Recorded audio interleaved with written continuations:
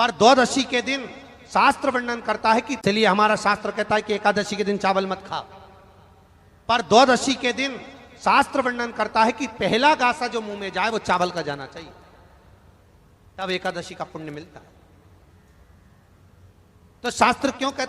दो चीजों को याद रखिए, गौदान और एकादशी। श्रीमद् वल्लभाचार्य जी ने मायावत का खंडन करा था जगन्नाथपुरी में, और श्रीमद् वल्लभाचार्य जी ने कहा था एकादशी मरने के बाद मत दो, एकादशी जीते जी दो। कहा था कि नहीं कहा था?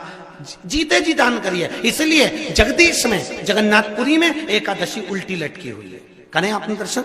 जगदीश में एकादशी को उल्टा लटकाया, क्यों? क्योंकि वल्लभ ने कहा कि एकादशी जीते जी दो। कई पंडितों कहते हैं तुम्हारे दादाजी मर गए, जब 12वें का दिन होता है ना तो पंडित जी संकल्प छुड़ाते हैं, दो एकादशी। बड़े बेटे ने 5 दे दी, छोटी बहू ने 3 दे दी, उसने 2 दे दी, उसने 2 दे दी, तो क्या तुम्हारे दादाजी भिखारी थे जो तुम्हारी एकादशियां लेकर जाएंगे? और तुम कौन होते हो दादाजी को एकादशी देने वाले? तुमने कौन सा इतने पुण्य कर लिए जो तुमने एकादशी दे दी? एकादशी के दान की महत्वता श्रीमद् वल्लभाचार्य जी ने कहा कि कोई व्यक्ति अगर खटिया पर सड़ रहा है, पलंग पर तड़प रहा है, हॉस्पिटल में पड़ा हुआ है, तो निवेदन है कि उसको देखने जाओ तो अपनी करी हुई एकादशी में से 2 एकादशी का दान उसको तुरंत दे दो। क्यों? तो जिससे उसको मोक्ष मिल जाए, मरने के बाद नहीं। क्योंकि मरने के बाद तो वो 10वें के दिन, गरुड़ पुराण में लिखा है 10 दिन तक जीवात्मा घर की अटारी पे रहती है। कितने दिन? 10 दिन। 10 दिन के बाद जीवात्मा चली जाती है। कहां जाती है? उसको जहां जाना है। 3 दिन में उसको भोग भोगना पड़ता है जीवात्मा को। 3 दिन नरक का भोग भोगती है, उसके बाद स्वर्ग का भोग भोगती है। 18 दिन में ये प्रोसेस पूरी हो जाती है। कितने दिन? 18 दिन। 18 दिन के बाद में उस जीवात्मा को धान के खेत में पटका जाता है। किसके खेत में? धान के, चावल के खेत में। इसलिए कहते हैं एकादशी के दिन चावल मत खाओ। कहते कि नहीं कहते? और क्या कहते हैं? द्वादशी के दिन चावल खाना जरूरी है। एकादशी का पालना करना है तो द्वादशी को चावल का 1 ग्रास खाओ, तब द्वादशी को चावल खाओगे तो एकादशी लगेगी।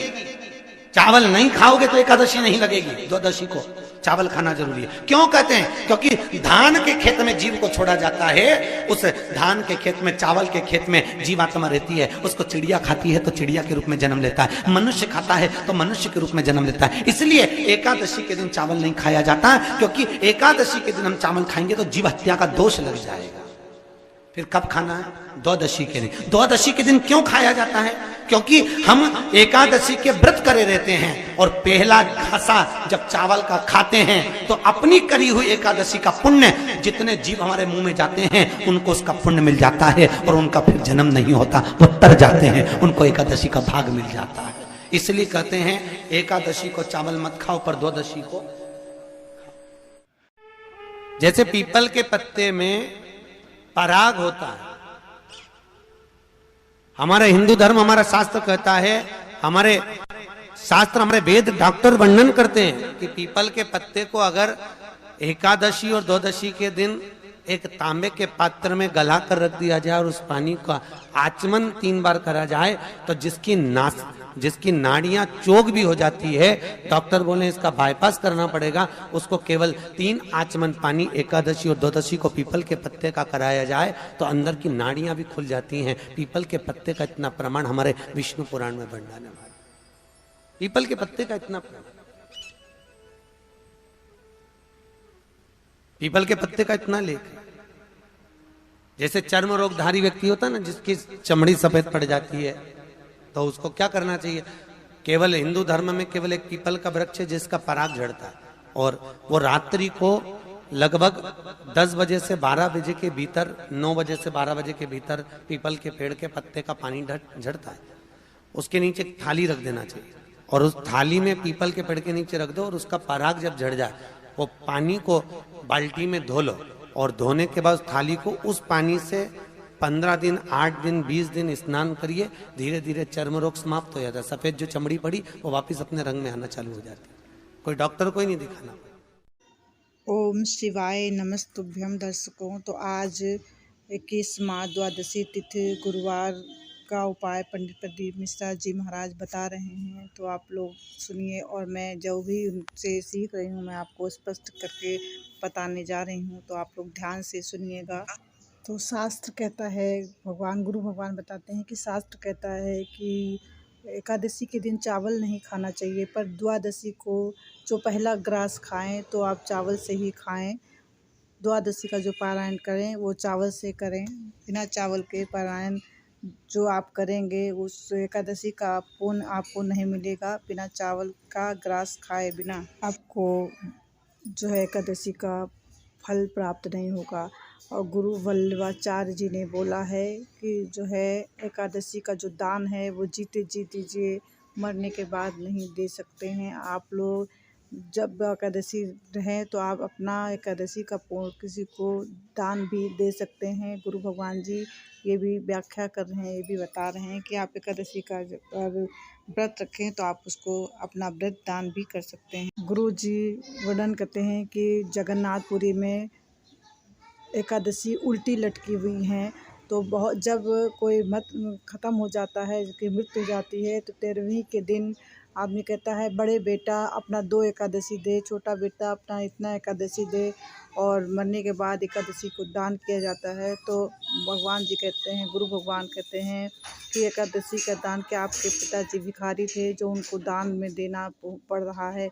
एकादशी दान अगर आपको करना है तो जीते जी दान कीजिए। गुरु जी कहते हैं, श्री वल्लभाचार्य जी कहते हैं कि जो बिस्तर पे पड़ गया हो, एकदम उसकी तबीयत खराब हो, हालत ख़राब हो, तब एकादशी बिस्तर पे तड़प रहा हो, उसको वैसे व्यक्ति को एकादशी का दान देना चाहिए ताकि उसको मोक्ष मिल जाए और वो उसकी मृत्यु आसान हो जाए।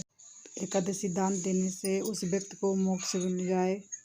गरुड़ पुराण में लिखा है कि 10 दिन तक व्यक्ति अपने देहली पे रहता है, वो वहीं पर रहता है। 10 दिन बाद 3 दिन तक वो नरक के भोग भोगने पड़ते हैं। उसके बाद वो वहाँ चला जाता है जहाँ उसको जाना रहता है। उसको जीवात्मा को अपने स्थान पे चला जाता है 3 दिन बाद, यानी 13 दिन बाद। चावल एकादशी को क्यों नहीं खानी चाहिए? क्योंकि जीव आत्मा को धान के खेत में छोड़ा जाता है। अगर वो धान के खेत में धान चुगता है तो वो जीवा चिड़िया बन जाता है, कीड़ा बन जाता है, कुछ भी बन जाता है। तो एकादशी वाले दिन चावल खाने से हमें जीव हत्या का पाप लगता है, इसलिए एकादशी के दिन चावल बिल्कुल भी नहीं खाना चाहिए। अगर आपको चावल खाना है तो द्वादशी के दिन आप चावल का ग्रास लें तो आपको एकादशी का पुण्य प्राप्त होगा। अगर आप चावल नहीं खाते द्वादशी को तो आपको एकादशी का पुण्य प्राप्त नहीं होगा।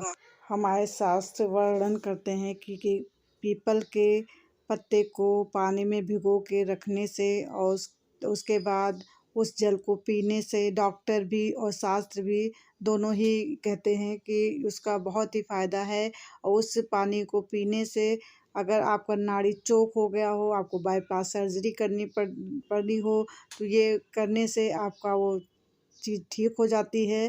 तो ये डॉक्टर भी कहते हैं और गुरु भगवान जी बता रहे हैं कि डॉक्टर जी कहते हैं और हमारे जो शास्त्र हैं उसमें भी इस बात का वर्णन है। रात्रि में 10 से 12 बजे के बीच में पानी गिरता है। दर्शकों, गुरु भगवान बताते हैं कि जिसको चर्म रोग होता है तो पीपल का पेड़ के नीचे पानी झड़ता है। किसी पात्र में जल को झाड़ लें, जिसको चर्म रोग है उससे स्नान कराए तो उसका चर्म रोग जड़ से ख़त्म हो जाएगा। तो ये था उपाय, पीपल के पेड़ के वृक्ष के जल से चर्म रोग वाले स्थान पे लगाने से चर्म रोग जड़ से ठीक हो जाएगा। तो आप ओम शिवाय नमस्तुभ्यम। आपको हमारा वीडियो कैसा लगा आप लोग ज़रूर कमेंट बॉक्स में लिखिएगा। और जो पहली बार मेरे वीडियो को देख रहा है वो मेरे चैनल को सब्सक्राइब करें, लाइक कमेंट ज़रूर करें और बेल आइकन दबाना बिल्कुल भी ना भूलें। आपको मेरे बनाए हुए मेरा वीडियो आप लोग को कैसा लगा आप लोग कमेंट बॉक्स पे ज़रूर लिखिएगा। आप लोग कमेंट करेंगे, लाइक करेंगे तो हमें बहुत खुशी होगी और मेरा मनोबल बढ़ेगा और भी अच्छा वीडियो बनाने की मैं कोशिश करूँगी। तो आगे नेक्स्ट वीडियो में आप सभी से फिर से मिलते हैं। तब तक के लिए नमस्कार, प्रणाम और ओम शिवाय नमस्तुभ्यम। आप लोग कमेंट बॉक्स में ज़रूर लिखिएगा।